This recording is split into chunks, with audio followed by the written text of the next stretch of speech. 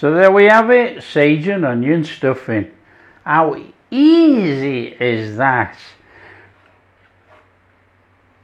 Hi everyone, welcome to Backyard Chef. I'm Rick. Today, sage and onion stuffing. Traditional stuffing that we all grew up on before the packet came around.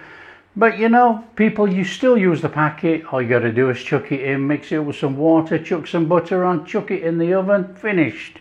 However, we're going to make it from fresh. Now, you can use bread, take the crusts off, or in fact even leave the crusts on, blitz it all up in a blender, but we're not doing that. We're using dried breadcrumbs. Now, it's obviously sage and onion. We got some fresh sage from the garden, we've got dry, we've got onion. We're going to crack on, we're going to do it, come on. So I've already started with the onions and I've sliced this one across. So it's just a case of cube up your onion as small as you like in your stuffing. There is no regulation, so don't worry about it. Just cube it up, done. We've got fresh sage straight from the garden, and we have dried sage. Now if you're using fresh sage, you want a couple of tablespoons, so that means giving it a mince. So rip off some leaves like that.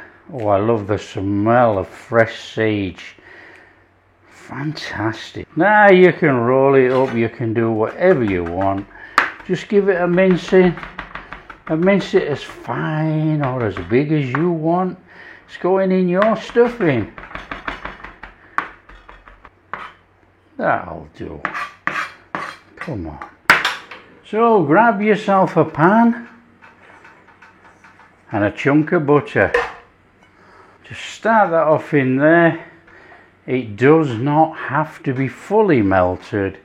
In with our onions. And start sauteing those onions. Okay, I'm using rosemary salt, and we're going to go in there with probably about half a teaspoon, somewhere around about there. If you want to know how to make rosemary salt, there's a link on the channel right now. You can go make it. In with some pepper, quite a little chunk of pepper in there. A nice little saute on those onions. Try not to brown them, but it doesn't matter if you do. We just want to take that little bit of rawness out and soften them up with that butter. Now take your time, it takes about 5 minutes to do that. Now if you're using dried sage, you can put it in now, and that is going to rehydrate in there. Perfect. So we're going to use both just for show. So this has got dried sage in, and we're going to chuck the fresh sage in our breadcrumbs when we put it together. Okay, they're done enough. That is cooking over, the rest is in the oven. Our breadcrumbs, I'm using dried breadcrumbs. Here's a little sneaky one. You know, if you're frightened of butter, don't do this stage. Just stick with what we've already got. There's enough butter.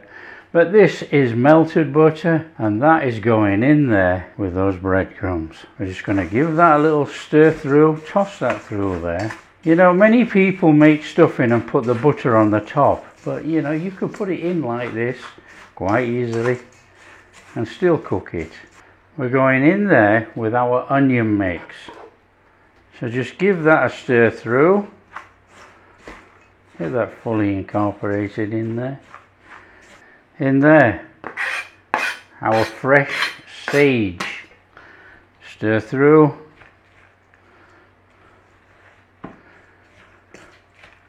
Now that's looking pretty good.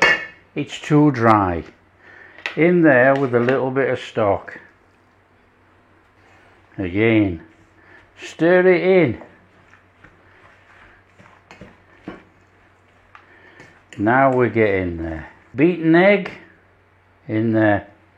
That's going to give it the richness, and it's going to bind it up. Just come on, there's not much binding in here. And that's going to give us that lovely sage and onion stuffing. Oh, it smells incredible. Okay, for me today I'm going to use a dish, but I'm going to show you the different way. So we get a tray, put that down there, want some butter in there, preheated oven 190 degrees. Right, without butter, just butter out your dish. That ain't going to work. Get your hands in, butter it out. Leave the butter in. Now, there are two ways to do this. If you wanted to make stuffing balls, just take some stuffing, get it in your hand, roll it up into a ball,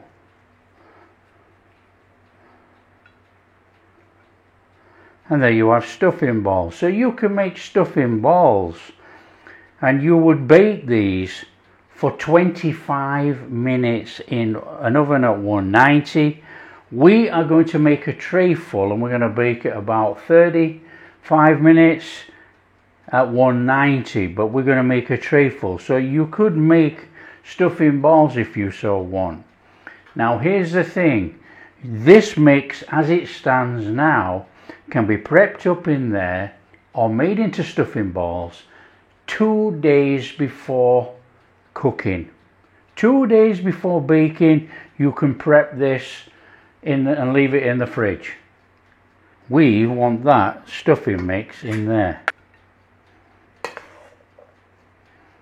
Squash it or leave it, depends on you how you want your stuffing. Okay, you can squash it all down so it compresses a little bit in there, and then you can fluff up the top if you so want. If you want it to have crusty peaks, entirely up to you. Now if you didn't put the butter in the breadcrumbs like we did, a couple of little bits of butter on the top of there like that, straight in your oven. So this is going to be very buttery, but not to worry. Demonstration, there you go. We're not worried about a bit of butter. In the oven 35 minutes till it's nice and golden over the top.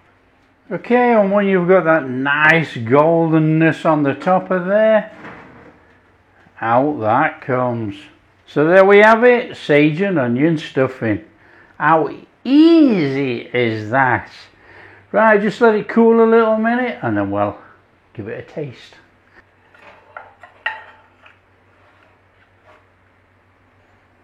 There we go. Okay, remember that slice of bread that we were going to use? We are on there. Let's have a stuffing sandwich. Oh, it's a bit hot, look at the steam. Let's give it a taste test. We got that lovely crunchy on the top there, look. Oh. Oh.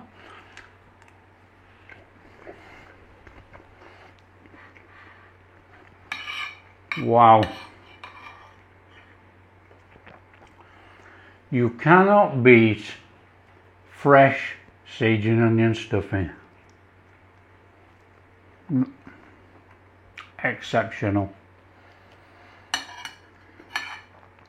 And then we're not going to waste that bread. Oh, wow. That is incredible. That really is incredible. It's so easy to make. Don't forget, share with your friends. Tell them how easy it is to make sage and onion stuffing from scratch. Don't need a box. Simple. If you do like what we're doing, the big thumbs up, subscribe to the channel, ring that bell. Catch you in the next video.